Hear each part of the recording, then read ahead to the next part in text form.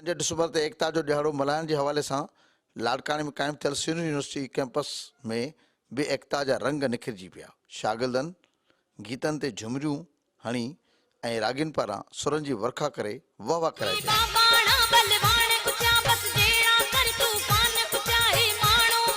5 डिसंबर ते इल्मु परायो सिंध संवारियो उनवान हेठि एकता प्रोग्राम में उस्तादनि शागिर्दनि ऐं शागिर्दनि चयो त हर साल असां पंहिंजी सकाफ़त खे यादि कंदे ही ॾियारा भरपूर मल्हायूं था ऐं तालीम असां लाइ वॾी अहमियत रखे थी, जंहिं करे एकता ऐं सकाफ़त जा ॾियारा बि वॾी अहमियत रखनि था ऐं असां हिननि ॾींहंनि खे पंहिंजी दिलि सां ऐं पंहिंजे जोश ऐं जज़्बे सां ऐं ईद जीअं मल्हायूं था। जेको फेस्टिवल इवेंट आहे ही सॼी यूनिवर्सिटी में मल्हायो वञे पियो, ऑर्गेनाइज़ बि कयो वञे पियो। उहे पंहिंजे तकरीरुनि पंहिंजे शाइरी जे वसीले सां पंहिंजी सिंध जी जेका सकाफ़त आहे असांजी उनखे उजागर करे रहिया आहिनि। नौजवाननि जी तरफ़ शाइरी ऐं मौसीक़ी ॾांहुं जेको लाड़ो आहे उहो असांजी सकाफ़त खे दुनिया जे अॻियां अञा वधीक उजागर कंदो, जंहिंसां सिंध जी तारीख़ अञा वधीक मज़बूत थींदी ऐं असांजी क़ौम अञा वधीक मुस्तहिक थींदी। ही प्रोग्राम्स जेके आहिनि सिर्फ़ु एंटरटेनमेंट जे नाले न आहिनि, ही घणो कुझु शेयर था कनि पंहिंजी ट्रेडिशन सकाफ़त।